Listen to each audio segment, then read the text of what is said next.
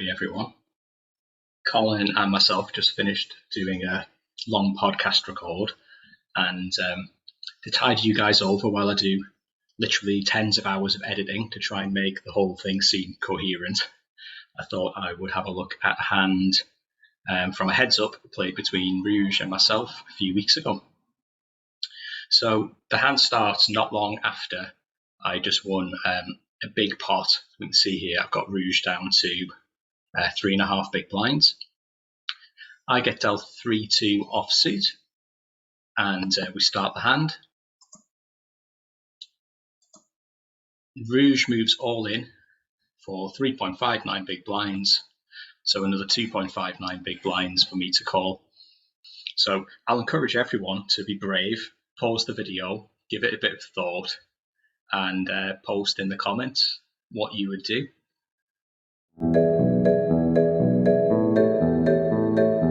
Cool.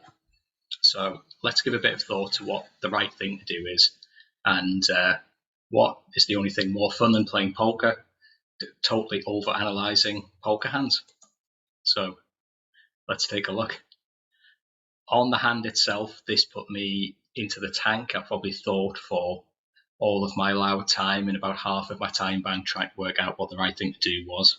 Should I call? So there are a few possibilities. If I fold, clearly I'm still in a very strong position. I've got around 92% of the chips in play, so there's going to be a high probability that I go on to win the tournament. If we assume that myself and my opponent are of about equal ability, which I think is a reasonable assumption, then really I should win the tournament about as often as my share of the chips. So because I had 92.3% of the chips, I would expect to go on to win about 92.3% of the time. On the other hand, I could call, in which case two things could happen. Do I win the hand? If I win the hand, and I will win some percentage of the time, which we don't currently know, then I go on and win the tournament. The rest of the time, let's call it Y%, I go on and lose the hand and end up losing some chips. I think I'd end up with something like 88% of the chips in play if I go on to lose the hand. So again, I'll make the assumption that if I call and lose, I would still go on to win 88.2% of the time. So the question is, which of these options gives me the higher probability of winning the tournament? So if I fold, as I say, well, I should expect to win on average 92.3% of the time. We'll represent that as a probability of 0.923. And if I call, well, I'll win immediately some percentage of the time that we don't yet know, but we'll call that X, probability X. And I will go on to win later 1 minus X, which is the percentage of times that I lose that pot, times the 88.2% of the time that I go on to win, for a total win probability that follows this equation here, which simplifies down to 0.882 plus 0.118x. So can we solve for x? Well, yes, we can. In order for calling to be better than folding, then the probability of winning when we call needs to be greater than the probability of winning when we fold. We can subtract 0.882 from both sides, and then we can divide both sides by 0.118, and that gives us that in order for calling to be better, x needs to be greater than 34.8%. So in other words, if my odds of winning with the 2-3 off are greater than 34.8%, then I should call, otherwise I should fold. Now, you might say, quite reasonably, Spoonie, this is far too much to think about at the poker table. We couldn't possibly do this calculation in the time available, and I would say that is probably correct. So it takes us back to the hand for a minute. I blocked something out in Hold'em Manager, which might be quite interesting. This display up at the top here that gives us the pot odds, and we can see actually the pot odds are giving us that exact percentage that we've just calculated, 34.8%. So as you may recall, pot odds can be calculated by dividing the amount that you're putting at risk by the pot size. So in this case, in order to call, I'll be risking 2.5 big blinds, and after I call, the pot size would be around 7.5 big blinds, which is equal to about 1/3 or 33%. So when I was thinking about the hand, actually, I wasn't thinking about 34.8%, but rather I knew that I needed my hand to be good about 1/3 of the time in order to justify a call.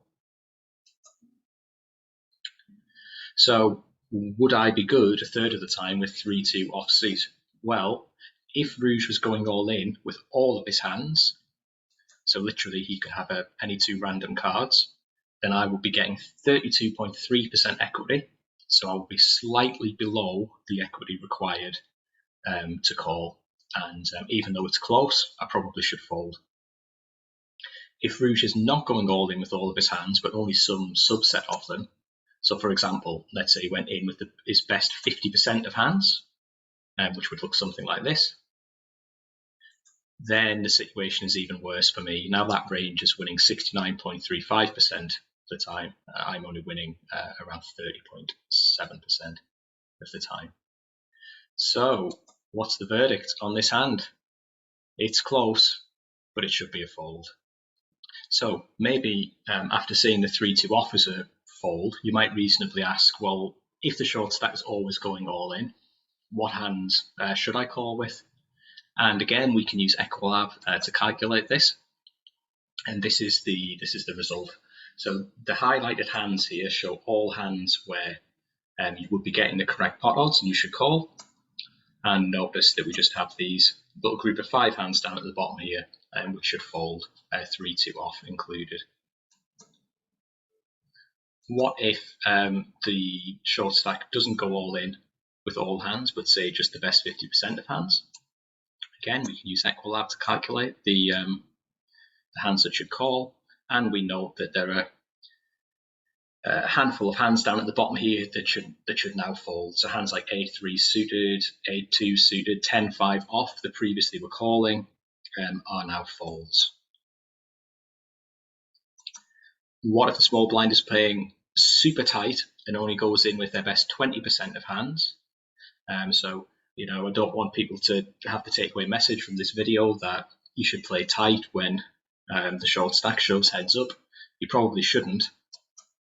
And in fact, even if the short stack is only playing their top 20% of hands, you should still call incredibly widely. So hands like 5-3 suited, 5-4 suited should definitely be calling. King 2 off, Queen 9 off, Queen 2 suited. So even against a tight opponent, the pot odds are so good that you should still be calling with a wide range of hands.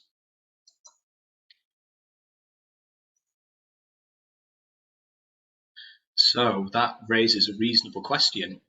You know, we're saying, what if the small blind goes all in all of the time? What if they go all in 50% of the time? Well, how often should the small blind go all in? And it is possible to compute this. It takes a bit of time in Equilab. This is an exercise I did a couple of years ago where I looked at different different numbers of big blinds to see what hands were profitable shoves from the small blind, and I made this little table. So in our example, Rouge started the hand with between 3 and 4 big blinds. In each cell of the grid, the number says how many big blinds or fewer you have to make that hand a profitable shove. So for example, if we look at Queen 8 offsuit, which we find on the left-hand side with a 12 written inside, what that's telling us is if you have 12 big blinds or fewer, then Queen 8 offsuit is a profitable shove on the small blind. Whereas if you have 13, 14, 15 or more big blinds, then that would not be a profitable shove against best play, and you should just fold. So with Rouge being very short stacked in this example, as I say, started the hand with about 3.5 big blinds. He should shove all in with all of his hands apart from those highlighted in red. So against perfect play, if Rouge was to shove with the exact range of hands that are positive equity and fold those that are negative equity, what hand should I call with? And again, we can run that through Equilab, and that looks something like this. So again, we can see the 3-2 off is still a fold. and a few of the other sort of more raggedy offsuit hands also folds. A4 off, for example, A3. But given the very excellent pot odds that are on offer, some hands that actually look pretty bad are still calls. 10-2 offsuit, 4-2 suited, 3-2 suited, and so on, are all positive equity calls. You can find charts such as the ones that I've been using in lots of different places. So one example is this book, The Mathematics of Poker, which contains charts for both shoving all in and calling for optimal heads-up play. You can also just pop into Google, poker shove fold charts, and you'll find lots of examples. I would just say maybe check that the things that you find make some kind of sense. I obviously can't vouch for the validity of every piece of analysis on the internet, but I would say that reliable shove fold charts to help make sure that you're making the right decisions when short stacked heads up are widely available. So with all that in mind, what did I actually do on the hand?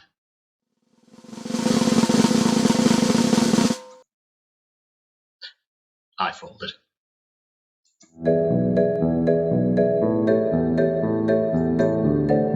So I will leave you with one thought. One of the assumptions I made right back when we looked at our flow diagram was that our opponent was of equal ability to us. But what if your opponent is a bit better than you are? So let's come back to this flowchart for a second, and I'd like to make an adjustment to some of the probabilities. So for example, even though I had 92.3% of the chips, if my opponent was a much better heads-up player than me, it might make sense that I wouldn't win as often as that. So one possibility might be that I would only go on to win 90.9% of the time and lose 9.1%. It's only a small difference. And I'll make a corresponding change to the probabilities on the right as well.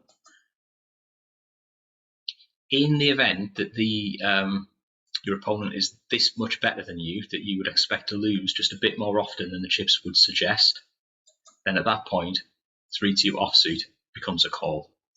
So perhaps if you answered in the chat that you thought 3-2 offsuit was a call, maybe that would be totally justifiable if you believed that your opponent was just a bit of a better heads-up player than you.